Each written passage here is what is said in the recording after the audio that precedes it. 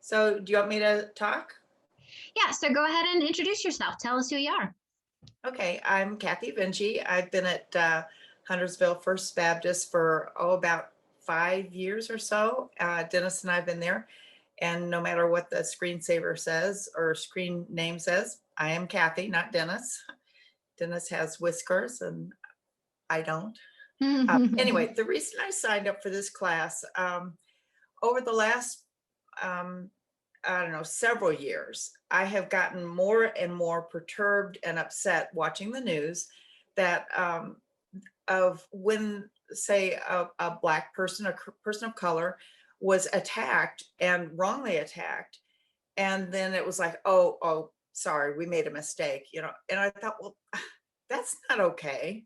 And it just kind of had been escalating. So by the time last summer rolled around, I was just getting angry that in what world is it okay to beat up somebody or kill somebody accidentally and then say, oops, it's just not right. And so that's why I signed up for the class. I thought maybe I'd have better understanding of, I just felt like I needed to do something. Just, I didn't have an answer to any problem, but I felt like I needed to do something.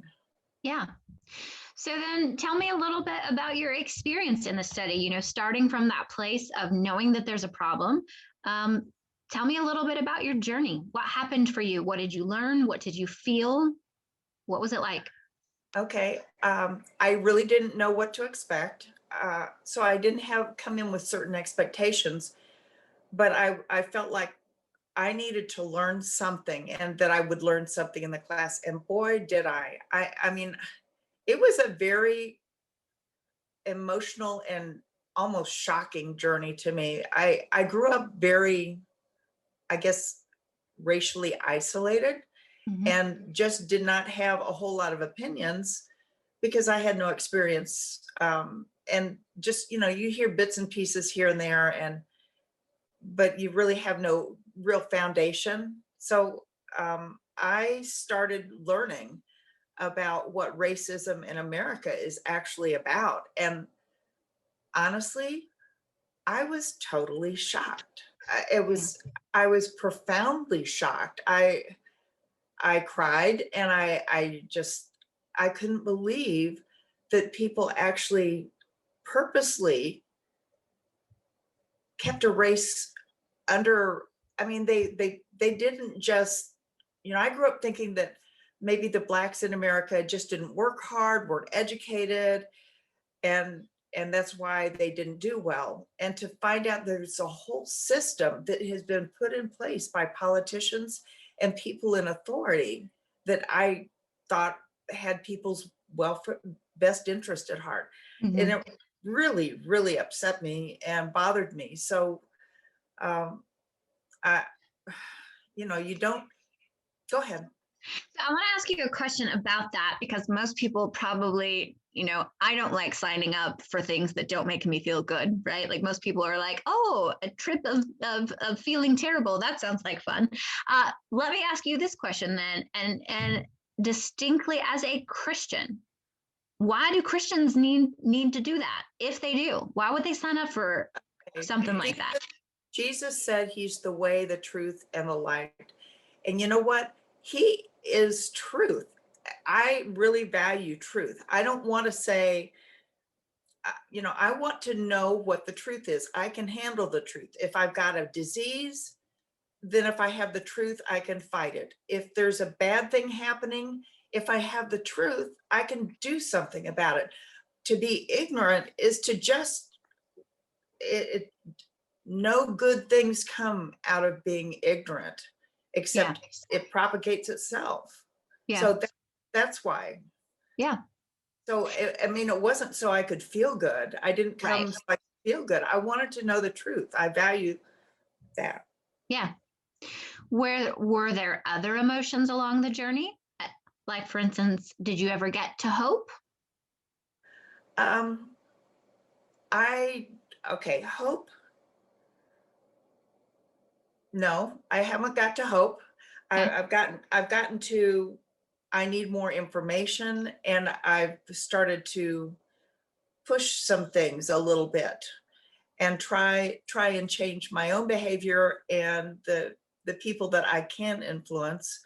Mhm. Um, but as far as hope, I think there needs to be kind of there needs to be determination on both sides that we will meet and really try and make the world a better place. Yeah. And while there's hate and distrust, that's hard. It's hard to see. Yeah. Um, One of the questions I have that dovetails into this, and you've already talked about it some, is how was this experience difficult for you personally? And based on that, if you had it to do over, would you do it again? Oh, I definitely do it again. I think one of the other emotions was I was angry.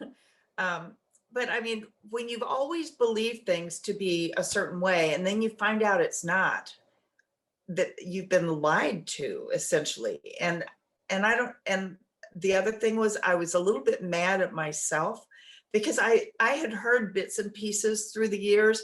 I hadn't put it together. I was truly shocked, and that upset me too because I had been blind.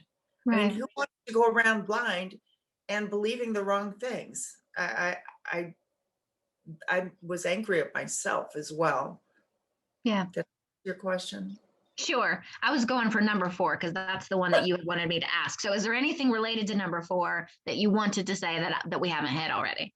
Well, I think what I wrote down was that by learning more, that I had taken a blindfold off, and that you realize you never want to be blind again. Yeah. It's enlightening that you're sad that you believed something that wasn't true all this time.